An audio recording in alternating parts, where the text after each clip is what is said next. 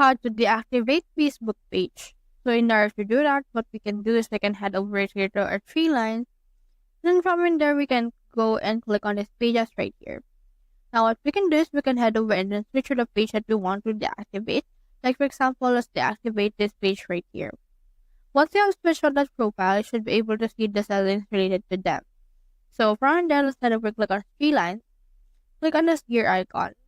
Then from there, click on this page settings or search settings. Then from there, just head over and then search for something called access. Then from there, click on this page access right here. Then you can see here some page access as well. And then you can see some access and control options. Then you can see in here the activation and deletion. Click on this deactivate page and click on continue. Then just head over and then enter your password in order to continue deactivating your Facebook page. So that's how you deactivate Facebook page. Hope you helped.